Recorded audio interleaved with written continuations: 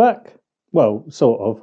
I'm not up and running yet in terms of the sort of workshop, but I've got enough space to sort of do digital tutorials, so I'm just going to crack on with that for now because although I've had a few weeks off, I think the YouTube algorithm thinks I'm dead because all of my kind of figures have just gone, off a cliff. So I thought, unless I want the channel to completely wind down, better make a video just to keep it ticking over. But I hope you enjoy it. It's certainly, hopefully, going to be more popular than my last one, which went down like a lead balloon. But I think it's quite a smart little trick for getting a nice effect. Certainly not one for using vinyl mask for. But if you've got things like a laser or if you're just going to do a digital file, it's a really cool little trick. Ordinarily, I'd point you in the direction of my Patreon, but because I'm not really making content at the moment because I'm doing renovations, my Patreon is on hold. But if in the meantime you ever fancy buying me a beer, there's a link to my Buy Me a Coffee. There's also a link to my Etsy shop. I've uploaded loads more designs, my merch store, and the Facebook group, which is 1,500 strong now. Brilliant place to go if you're looking to get into this or just want sort of advice, share work, all of that sort of stuff. Really cool. Anyway, let's crack on with the vid. Right, so I'm here in Photoshop. I've got a completely blank interface, so I'm just going to get up the things that I need. They're all in the Windows panel, so I'm just going to go to Windows, Layers. I think that's all I'm going to need for now. And just to give you a sort of preview of what I'm going to be aiming for, I basically want to make a Superman image, this image here, out of the Superman logo. And the way I'm going to do that is very similar to how you'd create a kind of halftone pattern of this. So let me just show you a very quick tutorial of that. To create this, to create the halftone pattern, I'm going to need to convert this to grayscale. I'm going to go to bitmap and have this set to halftone screen, whatever your DPI requirements are. And then here choose whether it's dots, lines, and kind of the frequency or something like this. So let's just click on that. And although you might not see that that's done much, that has converted this image into a kind of halftone print. And this is a really cool little tip alone, especially if you've got a laser, because you can get this level of detail on the back of a mirror with a laser. So certainly a decent way of etching really nice photographs into the back of a mirror. And when you zoom out, you can't see that at all. It might look a little bit weird on my screen, but when it's sort of in reality on a mirror from a distance, that does look like a photo. But anyway, let's take that back because that's not what I'm doing here. So firstly, these are just Google images. And I'm just going to scale one of them up because they're never really that big. So I'm just going to go to image size or Control Alt and I. And I'm just going to double this. And ordinarily, if you've seen some of my previous videos, I never just jump from one size to the next when I'm upscaling sort of low res images, but this doesn't really matter because I'm going for this kind of halftone effect. Doesn't matter about retaining kind of sharpness and stuff like that. So it's 1,000 pixels. Let's just go for 2,000 pixels, which that's probably about 17, 18 centimeters.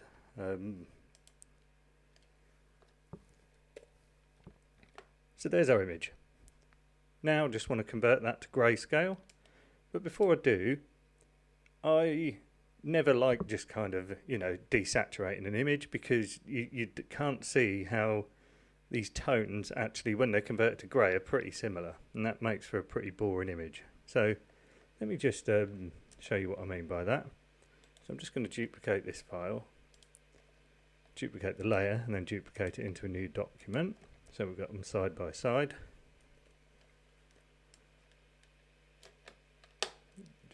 If you ever need to hide any of your things, you just press the Tab key. So, one on the left, I'm just going to desaturate. Image adjustments, desaturate. And the one on the right, I want to kind of create a black and white image using my channels. So let's go up to Window, Channels. And then the way you do this is look through the channels that you have and see which one is going to be best to work with. So, red looks awful. Green looks really, really nice. Blue looks awful.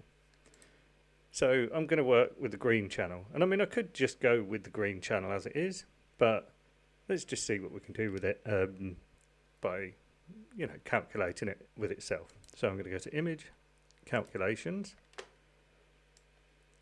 Because I've got the green channel selected, that's defaulted here, green, calculated with green, and set in an overlay blend mode.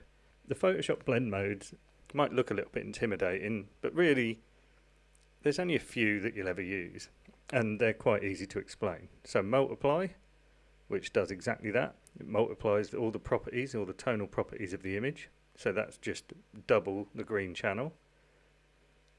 Overlay, which will darken the highlights, darken the shadows and boost the highlights, so it's sort of like where there's that midpoint, either side, it's sort of doubling the qualities of those. And then there's screen, which is the opposite to multiply, where you're kind of doubling the brightness. I'm going to go with overlay, and then if that seems a little bit strong, you can always dial it down here. You know, you can do this with your arrow. If you hold shift, you can do it in multiples of 10. So let's just dial this down, something like 50. And when we look at these next to each other, I don't know about you, but I think this one on the right is just so much better. Loads of contrast, really nice kind of balance of the tones. So I'm going to go with that. And what I'm going to do is I'm going to export that as a new document. Okay. So I don't need these anymore. So let's just close these down. Now all I need to do is convert this to grayscale. So I'm going to go to Image, Mode, Grayscale. That's our image ready. So now I just need to work on the logo so that it's kind of in the right format to create a kind of nice halftone pattern. So again, Google image, just a PNG. Let's have a look at the size of it. Tiny. And that's fine because it's going to be tiny anyway. What we need to do though is put some shading in this, because this image, you know, there's a lot of tone to it, and you're not going to create that really nice effect by having just a solid black and white source file. You're going to need to allow the image to adjust the sort of tonal properties of it through the gradients that are in it. Sorry if that doesn't make sense, it will in a sec. So I'm going to get my layers back up. You can just press F7 to get them up as well. And at the moment, this is just a flattened image.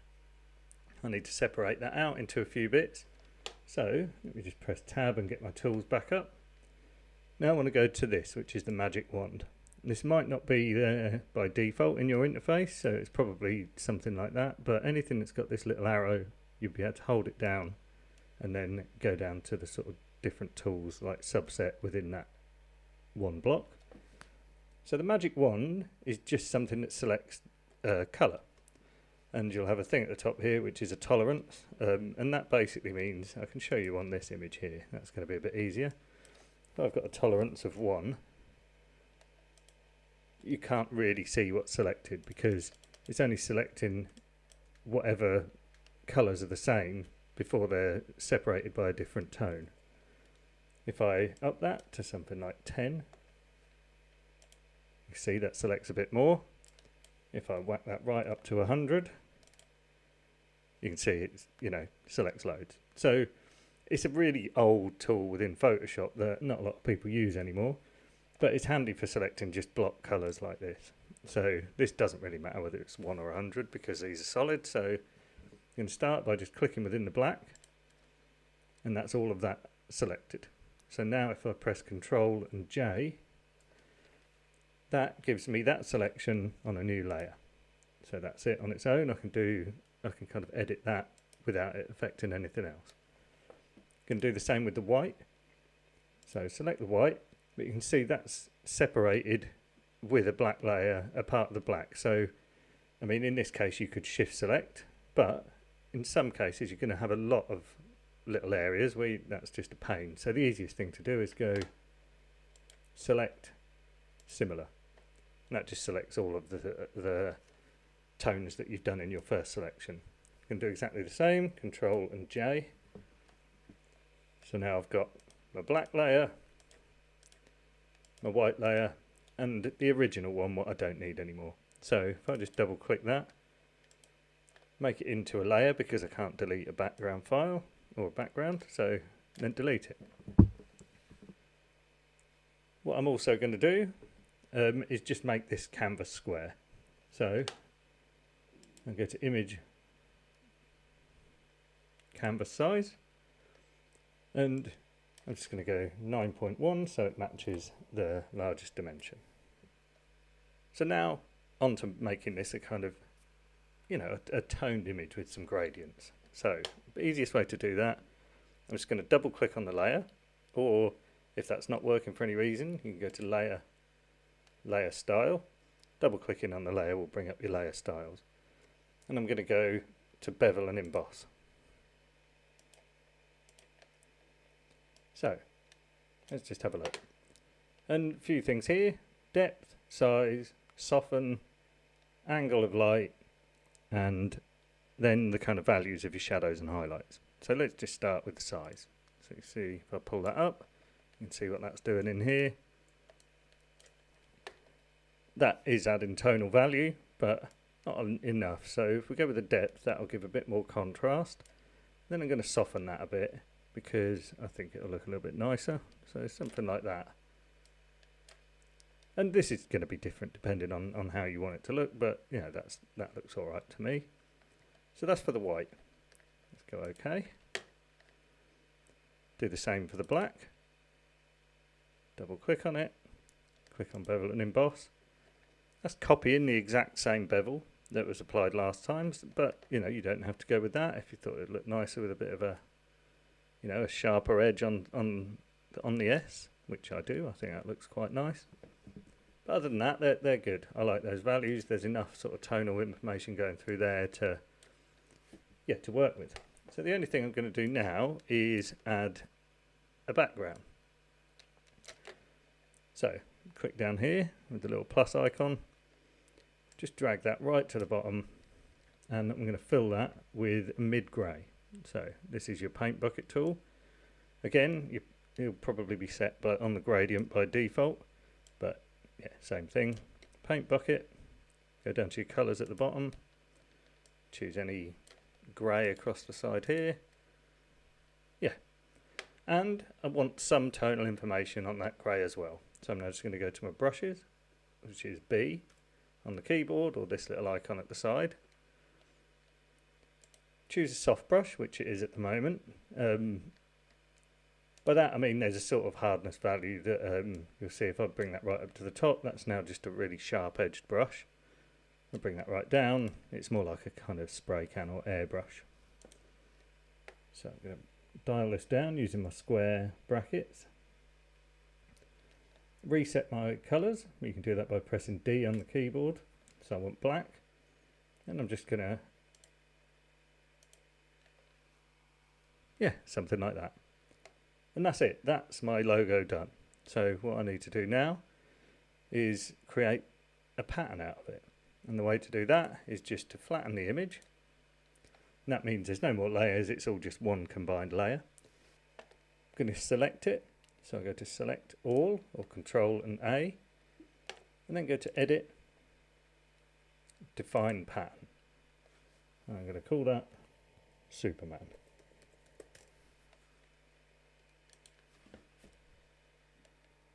So I've got my grayscale image, I've got my Superman S that I'm going to use to create this image. So now all I need to do is go to image, mode, and bitmap. And what we did before with the halftone screen, I don't want to do that. I want to select custom pattern. So that is already selected. And this is going to vary massively. This is going to be your kind of thing you might have to play around with. I've got a 2000 by 2000 pixel image. 300 DPI on this is going to just put huge logos into the picture. So I'll show you. So that is not the effect we want, but you can kind of see what it's going to do. So let's just undo that. Go again. Image mode bitmap. This time let's try 3000. And that is way too fine. So you can see what it's doing. If I zoom right in here, They're all my little Superman S's, but I mean, that's going to have to be absolutely huge for the laser to do it. So let's split that difference. Into image mode, bitmap, let's try 1500.